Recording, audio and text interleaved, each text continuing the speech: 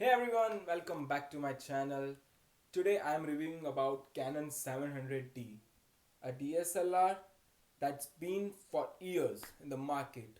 But the real question is, it is still worth to buy in 2025? Let's find out. Okay, so let's first talk about its hand feel, grip and design. So design is very user friendly, to be honest, like the way it has given a grip this, and for the clicking the photo it has given a good grip, and the weight is like very good, but like it didn't feel the weight heavier in the hand. It feels so lightweight and very easy for the use and everything. And the best thing about it is the button qualities. Okay, so now let's talk about the feature and usability. So firstly, as I had used this camera for like a month now, I would say this is very user friendly. For me, it is very good. This is the first time in my life that I have bought any DSLR, and the feature, this camera is so much of feature loaded. The flip screen is the bestest feature, I can say. You can just turn this around, and this is a touch screen. First we have to on this camera from here, and the click voice is so good, like it's so satisfying while we are turning on the camera. And this has like a actual touch screen here. You can see the cameras, like this is the actual touch screen. You can go back to the menu, you can scroll it here, you can zoom from the touch screen. Manual exposure, so it gave us iOS from 100 to 12,800 iOS setting, and the shutter speed is also we can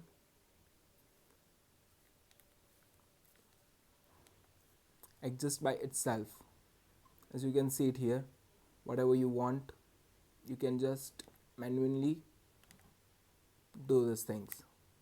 Also about the settings here, we can just go into the menu and we can check that we can set our image quality also, like what the size and what quality we want. We can set it by here by manually. And also the menu, the settings are endless there. We can talk about this for like 50 to 80 minutes and this won't end. But it has certainly cool features like shutter without card, that we turn on the camera and it's give us the warning if the SD card is not here. And the live video shooting, the autofocus method, controllers autofocus, touch screen, grilled image production and whatnot. This camera is getting so much of uh, see, we can also get an brightness setting here, and auto power off in 30 seconds. Like if you are not using, this will get turned off. So this will save a battery life also. Image jumping we can do like this, slideshow also we can do. And don't worry, I will make another video explaining only settings and feature of the Canon 700D camera for you guys, which I am only talking about features and settings of this camera. And now talking about the more features, we get this as a shutter button. We can click the photos from here. This is the where we can just take out our lens by pressing this. We can take out the lens, and here we can put the external mic while cabling this and this. And this is very good quality materials they have used in here, because if we open like 10 times 15 times in a day, this quality is like, which if we are using maximum like 15 or 20 times a day, and this will gonna break easily. But the quality for the beginners like me is good. And this is, we get HDMI ports and AV out and in ports in here. And for the SD card, we have a slot in here. You can just put the SD card here, and the battery slot is in bottom.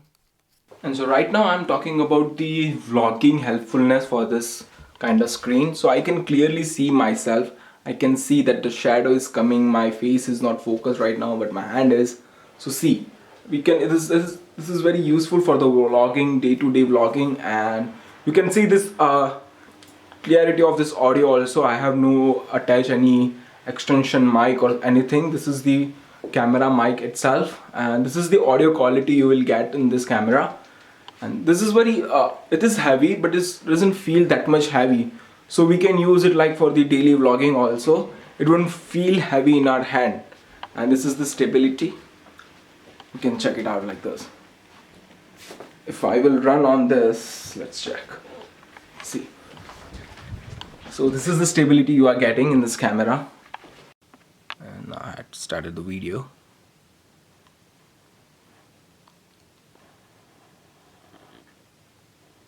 As you can see, the autofocus is working so fastly.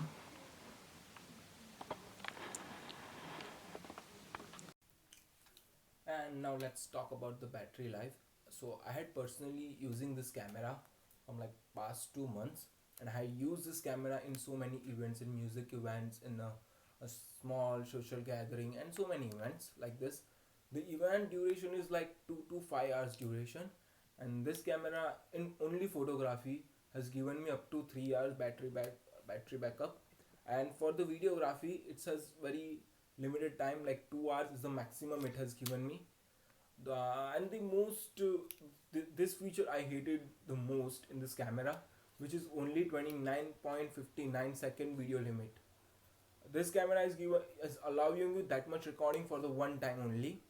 And again, when the camera sends that it's long video and it's above 4 GB, then this will divide two files, one single recording into two files. So that is also a work for editing. And also 29 minute 59 second is not enough for me, but for the beginners, like for the vlogging or music video or events which I am doing right now, so they are like a big short videos they wanted in the music events. But unfortunately I cannot record that. So this is the most hated thing I have seen in this camera. And let's talk about the pros and cons of this camera. So first I will talk about the pros. That the first pro for this camera is easy for the beginners. For the beginners, I will telling you that you are the this camera can be, you can buy it for the first time in your life, because it has the great image quality, a good quality of audio, a good quality of video you will get in here, and the autofocus and auto method, auto it has so many things in it that for the beginners level, for the learning of the camera, this is the best camera. You can take a chance with this. And the second is the image quality, in that the colors you can see, the skin tone you can see is very good compared to other camera. Cons in here are so many. Is like the first is not having 4K video quality. This camera is go the 1080, the max for the video qualities. And the second is, as in a long events, when I have to focus on a very closure person, then the autofocus wouldn't work as properly as how to be.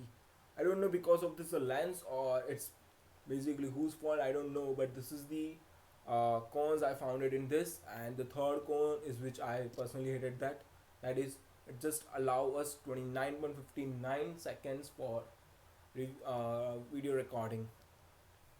And at the end, I just want to say that if you are starting your photography, or you are starting your YouTube, and you want a good camera for the video quality and the audio quality, and for also the photography, you can take a chance with this. This is, I personally using this, and this is the best camera you can find in the affordable price, which give you this much facilities and this much quality in a one camera only. And for the beginners, for the YouTubers who are beginning their vlogging career, I can say that this flipping screen can gonna help you so much. Like, you can just record yourself while seeing yourself in DSLR. And the last thing I want to say is, like, so for the beginners, as I say, this camera's hold in the market is the first choice for me in the market to buy for the beginner level. And for the professional who are doing the photography from like years back, and they had professionalism in the clicking photos and videography, you can look out in the market for the better mirrorless cameras and things. And at the end, I just want to say that if you find this video helpful and you like it, please like my video and subscribe to my channel.